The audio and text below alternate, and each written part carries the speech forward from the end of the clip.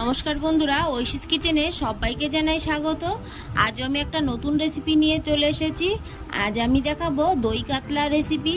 আমরা অনুষ্ঠান বাড়ি, বিয়ে বাড়ি গেলে এই দই কাতলা খেতে আমাদের কিন্তু দারুণ লাগে, আর মনে হয় বাড়িতে যদি এইভাবে বানাতে পারতাম তাহলে ভালোই হতো। আজ আমি সেই বাড়িতে অনুষ্ঠান বাড়ির মতোই দই কাতলা বানিয়ে দেখাবো।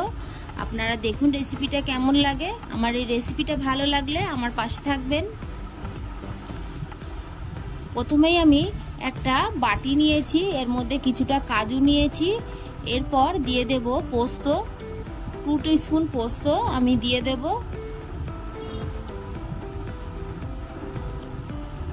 এবার এর মধ্যে দিয়ে দেব অল্প জল,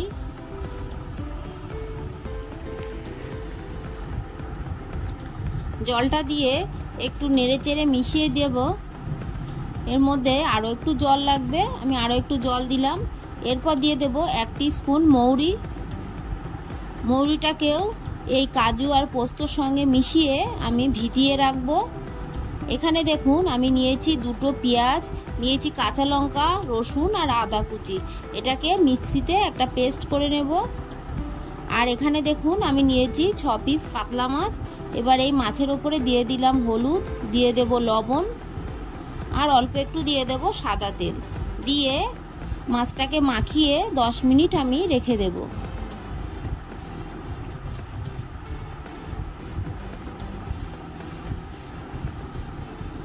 ভালো করে মাখিয়ে নিয়েছি। 10 মিনিট পর আমি গ্যাসে একটা প্যান বসিয়ে দিলাম। প্যানটা গরম হয়ে গেলে এর মধ্যে দিয়ে দেব সাদা তেল। এই তেলটাকে গরম করে নেব। তেলটা গরম হয়ে গেছে, আগে থেকে নুন হলুদ মাখিয়ে রাখা মাছের পিসগুলো দিয়ে দেব।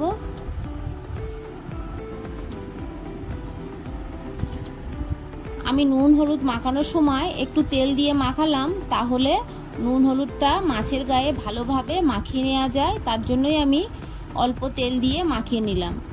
এবার মাছগুলোকে এপিট ওপিট করে ভেজে নেব।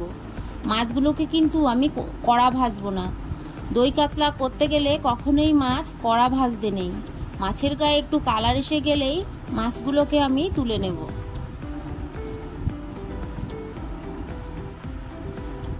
দেখুন মাছগুলো ভাজা হয়ে গেছে, এর থেকে কড়া কিন্তু আর ভাজবো না। এবার তুলে নেব।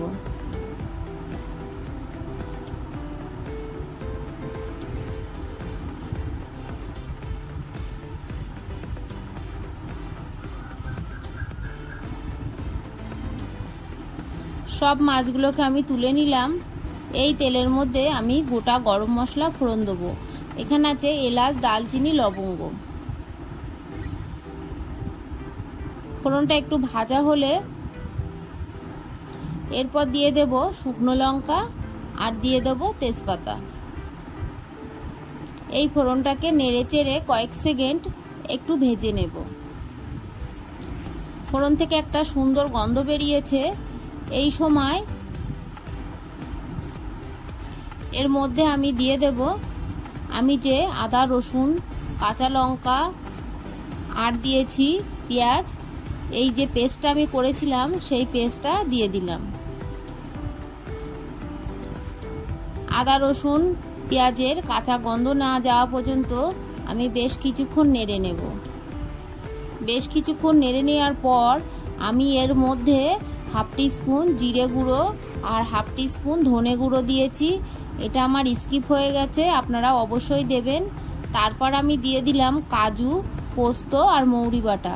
সেটাকে দিয়ে একটু নেড়ে নিয়ে দিয়ে দিলাম ফেটিয়ে রাখা টক দই। টক দইটাকে দিয়ে খুব ভালো করে মশলাটাকে কষিয়ে নেবেন। আমি আবারও বলছি, এর মধ্যে আমি 1/2 টিস্পুন জিরে গুঁড়ো আর ধনে গুঁড়ো দিয়েছি। আমার এটা ফোনে তোলা হয়নি, স্কিপ হয়ে গেছে, আপনারা অবশ্যই দেবেন। দিয়ে দিলাম চিনি। এখানে টক দইয়ের ব্যবহার করেছি, তাই একটু চিনি দিতে হবে, তাহলে স্বাদটা ব্যালেন্স হবে। দিয়ে বেশ কিছুক্ষণ খুব ভালো করে কষিয়ে নেব। এর মধ্যে কিন্তু আমি স্বাদ মতো লবণও দিয়ে দিয়েছি আর খুবই সামান্য হলুদ গুঁড়ো দিয়েছি। আপনারা সাদা যদি খেতে চান পুরোটাই, তাহলে হলুদটাকে দেবেন না। আমি সামান্য হলুদ গুঁড়ো দিলাম।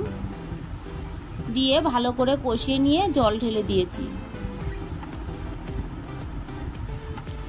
গ্রেভিটা যখন ফুটে উঠবে, গ্রেভিটা দেখুন ফুটে উঠেছে, তখনই আমার ভেজে রাখা মাছগুলো দিয়ে দেব।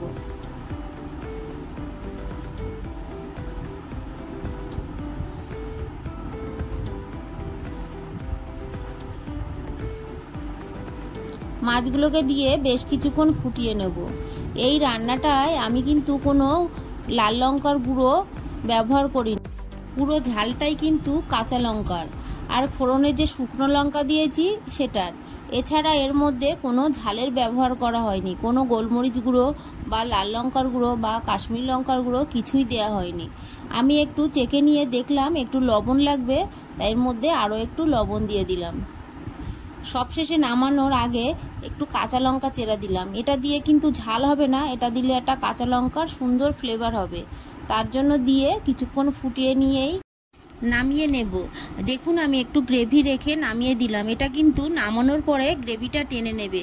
দেখছেন কতটা গ্রেভি টেনে নিয়েছে, আপনারা বুঝে নামাবেন। আমার এই রেসিপিটা ভালো লাগলে প্লিজ প্লিজ আমার চ্যানেলটিকে সাবস্ক্রাইব করবেন, পাশে থাকা বেল আইকনটি ক্লিক করে দেবেন, তাহলে আমার নতুন নতুন ভিডিও নোটিফিকেশান আপনাদের কাছে পৌঁছে যাবে। একটা লাইক করতে ভুলবেন না। রেসিপিটা আপনাদের কেমন লাগলো অবশ্যই আমাকে কমেন্ট করে জানাবেন। ভালো থাকবেন, সুস্থ থাকবেন। পুরো ভিডিওটা দেখার জন্য সবাইকে জানাই অসংখ্য ধন্যবাদ।